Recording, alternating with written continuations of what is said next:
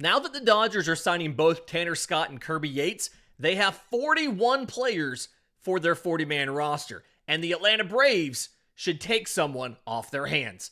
Let's talk about it.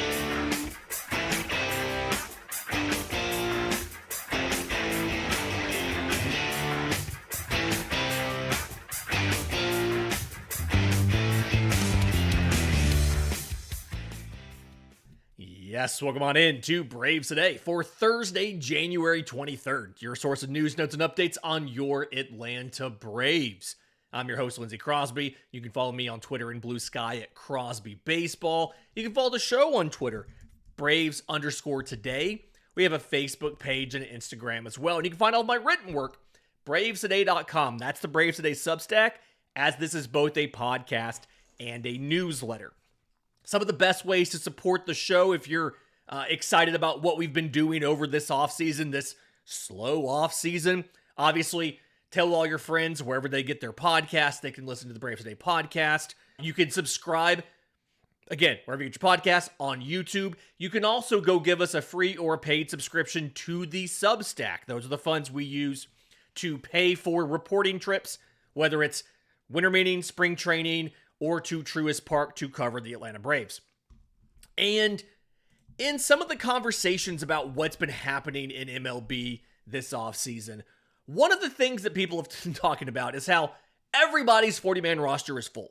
In just about every single deal at this point in the year, when you sign a player, trade for a player, whatever it is, you probably have to create a spot on your 40-man roster for that player. And that gives organizations like the Atlanta Braves an opportunity to get a player that can be valuable to them that probably would not be available via trade were it not for the need to create a 40-man roster spot. So I want to talk about the Los Angeles Dodgers needing to make a spot, as well as some other players that could be available that are in a similar situation right this very moment.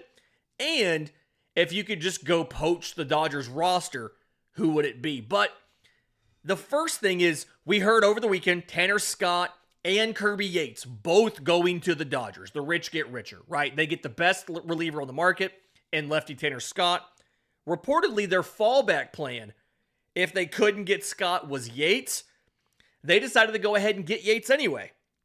And so both of those deals are not yet official because the 40-man roster is completely full. And that's with the signing of Roki Sasaki not being on the 40-man roster. They probably won't promote him until spring training.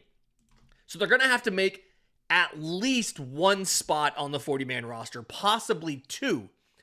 And some of the reports are that they are calling around offering some of their veteran players to other teams to try to get something of value for one of their players. And the main guy that they're offering is reliever Ryan Brazier. So let's talk about Ryan Brazier. Let's talk about what he could potentially be worth, what he's good at, would he be a good fit for the Atlanta Braves? What you need to know, 37 years old, so he'll pitch next season at 37. His birthday's in August. And since joining LA in the 2023 season, he was waived, or I think DFA'd by Boston and acquired by the Dodgers. He's pitched in 68 games, so really should have pitched in one more game. 3-0 with a 1.89 ERA. 66 and 2/3 innings. He's got 63 strikeouts, so it's 8.5 per 9. 15 walks, so 2 walks per 9. And only 4 home runs allowed in 66 and 2/3 innings. He is signed, he is signed for the 2025 season at a cost of $4.5 million. He got 2 years with LA when they grabbed him.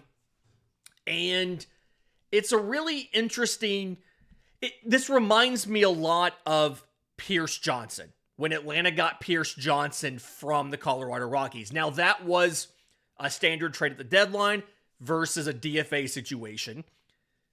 But it was another situation where a guy significantly underperformed with his old team.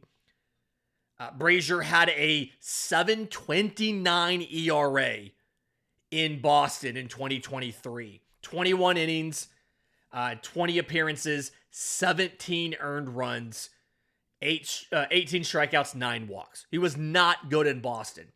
After LA got him, spent a little bit of time in the minors adding a cutter.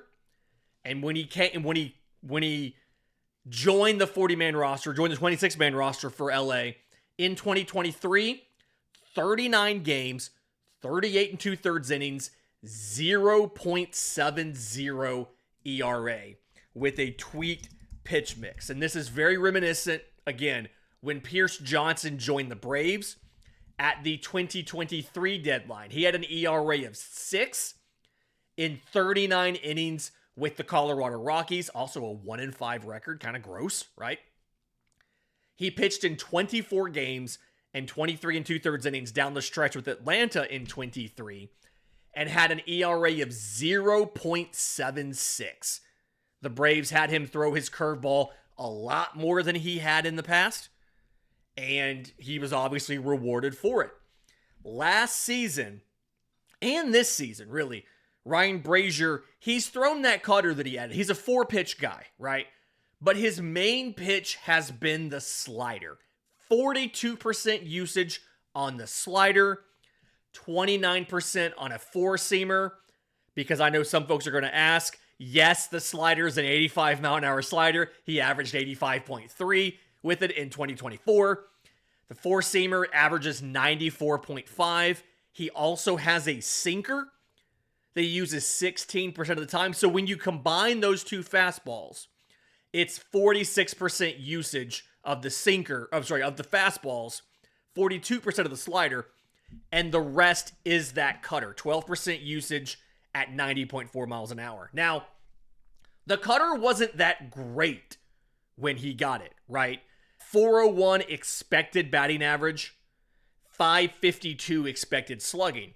But the point was, he used it just enough to keep guys off of the slider and off of the fastballs. Kind of similar to how Spencer Strider, before he added the curveball, was using the changeup just enough to keep guys off the fastball and the slider. Same idea, although Brazier's stuff is definitely not to the caliber of Spencer Strider's. He is very good at not walking guys. Very low walk rates, like some of the best in the league when it comes to walks. I believe he was 4.5% in 2024. His chase rates, 34.8% chase, some of the best numbers in the league. And again, he's primarily the slider, 4-seam sinker, a little bit of that cutter in there as well.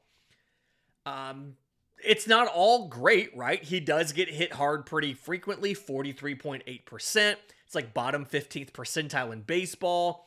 He does get just under half of his batted balls are ground balls, so it kind of minimizes the impact of the barrels, but definitely something to be mindful of. The fact that LA needs to make space and that they want to move him. Again, $4.5 million for 2025. I feel like if the Braves were to engage with the Dodgers to get Ryan Brazier, it would be for a lower level prospect. Obviously, they don't want anybody on the 40-man roster, or potentially for IFA space. They've started to try to sign some other international free agents so the entire class is not just Roki Sasaki. I'm not sure exactly how much Atlanta has left. They have not publicly confirmed a lot of the bonuses went to those guys last week. So we don't know exactly how much they have left. But I feel like this deal can get done between these two teams for some sort of lower level prospect, international pool space, some combination of those things, right? The Dodgers typically like to get position players from guys. When they traded Michael Busch to the Cubs, it was for Zaire Hope and Jackson Ferris. Ferris is a pitcher, Hope's an outfielder. Hope is one of the top prospects in their system already. I feel like for Atlanta, it would definitely not be in that situation. You'd probably be looking at a low minors outfielder, Maybe it's you don't want anybody drafted recently. Maybe it's Carlos Monteverde, who was an international free agent in 2023. Maybe it's a Douglas Glaude, 2022 international free agent, or some sort of lower level arm, right? Not quite sure who that would be. Maybe it's a Jeremy Reyes. Maybe it's a Davis Polo. I think Polo could be a fast mover, so maybe not him. But the idea is some lower level non-40 man guy. They don't want somebody who'd be on the 40 man even this winter, right?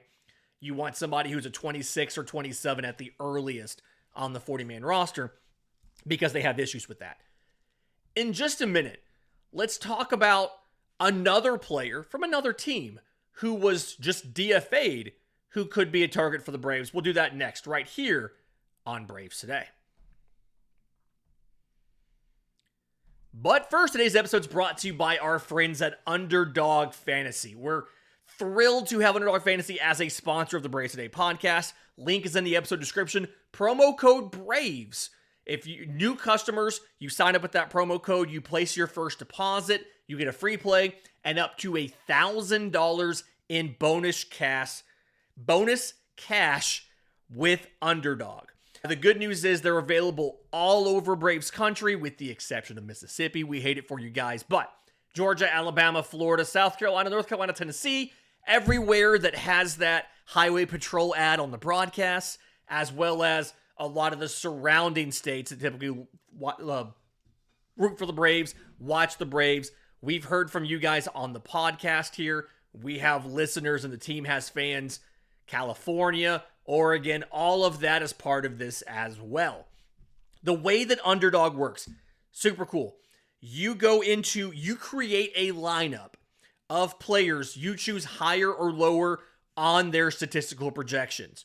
You think somebody's going to go off in the NFL this weekend.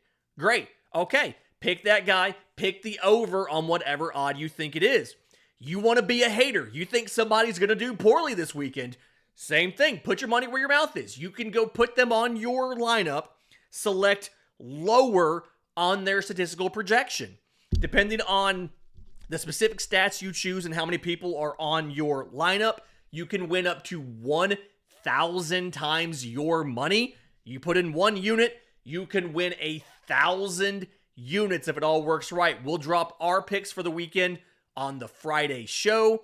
Very excited. We became just a Josh Allen competent game away from winning. I think it was 220 units off of our initial. Sorry, no, it was like it would have gone from I think $10 to 220. So, winning 22 units off of a $10 bet last week. So we'll have that in Friday's show. But in the meantime, Underdog Fantasy, links in the episode description, promo code BRAVES to sign up today. Welcome back to Braves Today. Lindsay Crosby talking about the other players that are available because of 40-man roster crunches across the league. And the Cleveland Guardians signed Paul Sewald, former closer of the Diamondbacks, to a 1-year deal on Wednesday. And to make space on the roster, they DFA'd Pedro Avila, 28-year-old reliever out of Venezuela, was an international free agent. He's been on a couple different teams at this point in his career. I think he was signed by the Nationals, traded to the Padres, became a free agent, and then the Guardians got him last year. And listen, I happen to think Pedro Avila's been okay. In 2023, with the Padres, he was half a starter, half a reliever, right? 2-2 with a 3.22 ERA, 14 games, 6 of those were starts. 50 1/3 innings. He had 54 strikeouts, so 9.7 per 9. 25 walks, 4.5 per 9. You see the issue there. 3 home runs, so 0.5 home runs per 9 innings. In 2024, with Cleveland, they purchased him for cash considerations in spring training. When he joined the Guardians, I'm sorry, not spring training, actually in the season, he pitched in like 4 games for San Diego before he was sent over to Cleveland. With Cleveland, 5-1 with a 3.25 ERA. So that's 2 That's 2 back-to-back years where his ERA was 3.2 something, right? 74 and 2/3 innings, 73 strikeouts. So strikeouts came down from 9.7 to 8.8 per 9, but only 30 walks across 74 and 2/3 innings. So 3.6 walks per 9, came down by almost a full walk per 9 innings. 7 home runs allowed, so 0.8 home runs per 9, ticked up just a little bit.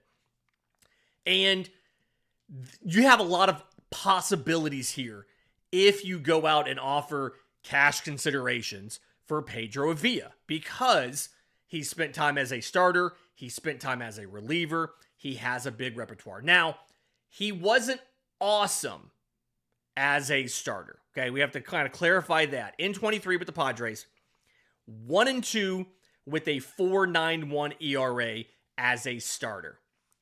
As a reliever, 1-0 with a 1.46 ERA. And you can really see the impact of the walks. He really struggled with walks when he tried to take a little bit off to go deeper into games. As a starter in 23 with the Padres, 16 walks in 25 and 2/3 innings. As a reliever, he had only 9 walks in 24 and 2/3 innings. And kind of what that tells me is he was coming into the zone more often, or he was wanting to come into the zone more often, but because he took some stuff off, he took some velocity and some stuff off of his pitches, he was getting hit around.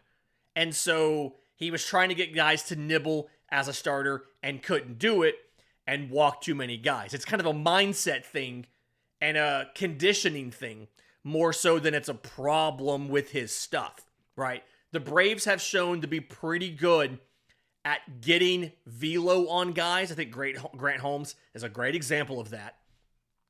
And getting them to trust their stuff in the zone, tweaking what they do, their arsenal, their sequencing, whatever it might be, to get them to be more effective in the zone. And I think Pedro Avila is a good candidate for this. He throws 6 pitches, which is obviously a starter's repertoire. I love a dude that throws multiple fastballs. I love a dude that throws multiple sliders, right? Pedro Avila last year, 39% four-seamers coming in around 93 and change, 22% change-ups, 83 and change, good 10-mile-an-hour separation from a fastball to a change-up. It's the ideal spread there. 16% curveball, coming in high 70s. His sinker, 12% usage, right there, same velocity as the fastball, 93 or so. His slider is same velocity band as the changeup, 83 miles an hour. He also throws a sweeper at like 78, so the high 70s, same velocity band as the curveball. So he has the fastball velocity band, he has the changeup slider velocity band, and he has the curveball sweeper velocity band. And if you go look at StatCast, they have the visual, like the movement profile of the pitches. What I love is that virtually none of his pitches go into the bucket where that pitch on average comes in the zone from another right-handed pitcher. Like all of his pitches do something odd, right? His changeup does not run like a typical changeup does. His curveball breaks more vertically than your typical curveball does. His sweeper drops more than your traditional sweeper does. His slider has more drop on it than your traditional slider does. And so he's throwing 6 pitches. He gets fantastic results on the changeup, by the way. The changeup is statistically probably the best pitch of this group. Allowed a 190 batting average and a 300 slug last year. It was a +4 run value, 88th percentile in baseball. Statistically, it's one of the better changeups in baseball. And while he allowed plenty of contact last year, his ground ball rates were well above average, like 45%. His barrel rates, because of that, like he gave up hard hit balls, but his barrel rate, 5.2%, was like 87th percentile.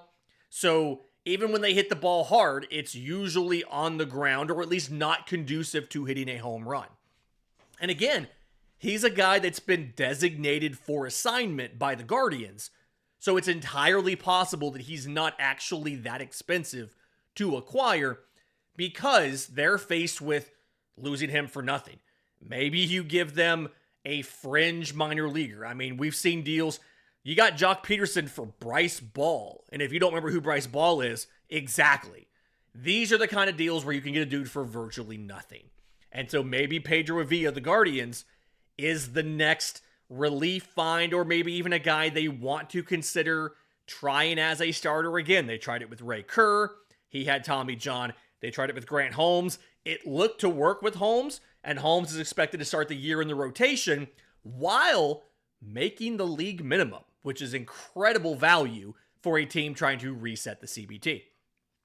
In just a minute, what if there was other Dodgers available other than Ryan Brazier? Who could you potentially try to acquire? We'll talk about that next, right here on Braves Today. Welcome back to Braves Today, final segment of the Thursday show, talking about poaching from the Los Angeles Dodgers roster. Obviously, the guy that they are offering to teams or calling around to try to get rid of is Ryan Brazier. That way they have room. I misspoke. They have 39 on their 40-man roster. They do have an open 40-man roster spot, although they will have to add another when they do agree to bring on Roki Sasaki eventually. So Kirby Yates, Tanner Scott, they're going to need to free up one spot to add those two guys. Eventually they'll have to add a second. So who do you go out and acquire? And if you decide you don't want Brazier, there's a couple other options. Interestingly, I don't really think there's many guys on the major league roster that they'd be willing to move. They would love for you to take Chris Taylor, because Chris Taylor was, to put it politely, hot garbage last year. He was worth -5 WAR in 246 plate appearances. Had a 74 WRC plus, so 26% worse than league average. Struck out 31% of the time with an OPS under 600. Not good, but also 34 years old, owed millions of dollars. I don't want Chris Taylor. There's a couple players, though, that you can see if you look into who is not projected to be on the Major League roster on opening day. Most of what I would be interested in would be pitching. There's a couple options here. On the Major League roster, it does feel like one of the group of Tony Gonsolin and Dustin May is going to make the Major League roster. Both of these guys have been fantastic in their careers, whether it's Dustin May, who looks like Carrot Top, whether it's Tony Gonsolin, Catman, is what they call him. I feel like one of these guys is going to make the opening day roster, right? Your rotation as of now would be Blake Snell, Yoshinobu Yamamoto, Taylor Glasnow, Shohei Ohtani, in some combination. I don't know what order those four guys are going to go in. If Roki Sasaki is on your opening day roster, then you have one spot left for either Tony Gonsolin or Dustin May. Dustin May has no options left. Tony Gonsolin has one. Gonsolin is 30, May is 27, and I believe Dustin May has pitched in relief more than Gonsolin has. So the dream would be to get one of those two guys, and I think May would be your target, and if you can't get May, then you get Gonsolin. May is in his final year before free agency. Gonsolin has 2 years. Service time manipulation, he has 4 years and 152 days of service time. So I believe he has 2 years left before free agency. You'd love to get one of those guys. But if those guys weren't an option, I've got a couple other names for you. The first one is Michael Grove. Second rounder in 2018, 28 years old, does have an option left. He spent parts of 2 seasons up in the majors. Last year, pitched 51 innings with a 5.12 ERA. Really kind of struggled. One with the control, 16 walks, and then just not allowing hard hit balls. It's a power arsenal, right? Throws a sinker at 96 miles an hour, has a slider, has a cutter, has a curveball. I like what he does. I wonder if you could maybe bring back the four-seamer. I feel like there's some tricks there. They moved him to the bullpen. and he's almost entirely a reliever. I think this is something, the velocity's good enough, the stuff is good enough. He has enough pitches to go back to a starting role if you think you can fix him. So Michael Grove is probably a more realistic option than Tony Gonsolin or Dustin May. I do also wonder what they would do with Bobby Miller. Bobby Miller's a dude that has looked fantastic. He was one of the worst starters in baseball last year. So in 2023, he made 22 starts with a 3.76 ERA. And it wasn't that fluky. His FIP was 3.51. Last year, 13 starts for Bobby Miller, 8.52 ERA. He allowed 53 runs in 56 innings with 52 strikeouts and 30 walks. He allowed more earned runs than he got strikeouts in 2024. So obviously not great. But he is also just 25 years old. He turns 26 in April. He's looked to be really good prior to last season. He's got two different options. He got two options left. I genuinely think there is a possibility that Bobby Miller could be fixed. Now, I don't know if they'd be willing to trade him or not, right? He was a first-round pick up for them in 2020 and is on the 3 or 4 player short list to make spot starts for them or injury replacement starts in 2025.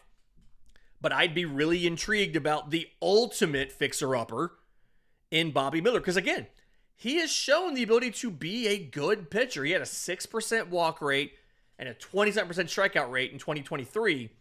And then again, it just collapsed in 2024. The batting average allowed for Bobby Miller was a 305. He allowed opposing hitters a 962 OPS. He turned opposing hitters into Marcell Ozuna. A lineup of Marcell Ozunas, right? 571 slug. He gave up 17 home runs in 13 starts. Just destroyed. He got destroyed last year. But you could maybe fix him. There's one other idea here. I don't know if they would do it. I really probably just honestly don't think they would, but I'd be intrigued, would be James Outman, the outfielder. Now, with the caveat of he kind of doubles up on some of the stuff you've already done, right? He's a lefty hitting outfielder. Stop me if you heard this before. He's a low average, high power lefty with good defense. He is, in essence, Jared Kelenic. That's who he is, right? Last year, 23, he got almost a full season in the majors. 567 plate appearances. Struck out 31.9% of the time, but he walked 12% of the time. Again, very good defender, good arm, good speed, good range, could play all 3 outfield positions for you. 2024, he only got 156 major league at-bats.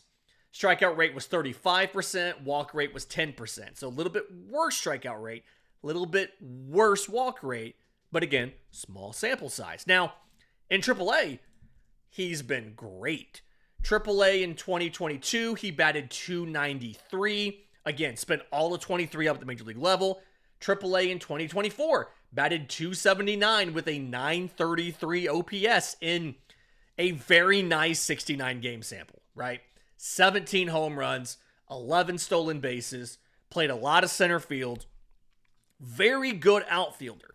Right now, he is buried in the depth chart, probably starts the year in AAA because you have Teoscar Hernandez in right. You have Michael Conforto in left. You have Tommy Edman in center. You have Andy Pages on your bench. So he is the 5th outfielder. Now, the odds are they're going to want to keep that 5th outfielder, right? They have options, right? Like Chris Taylor's on the bench. Mookie Betts is at second. You could always kick him back to the outfield, right? You can put in center, Rojas at short. You can put Edman at short. Move Mookie back to the outfield. But the point is, they probably want to keep James Outman. And he's kind of a duplicative profile to Jared Kelenic. But he's super intriguing. And if I had to pick a guy and they told me, no, you couldn't have Gonsolin or May, no, you couldn't have Grove, and, maybe not Brazier, I'd say, well, wait, what about James Outman? Is that an option? You'll need a second 40-man spot to put Roki Sasaki. Give me James Outman. Maybe it'll work. Who knows? This has been Braves Today for Thursday, January 23rd. You're listening on audio. Do us a favor. Leave us a 5-star review. If you're on YouTube, subscribe to the channel. Hit the notification bell so you know when we drop the next episode. And until next time, this has been Braves Today.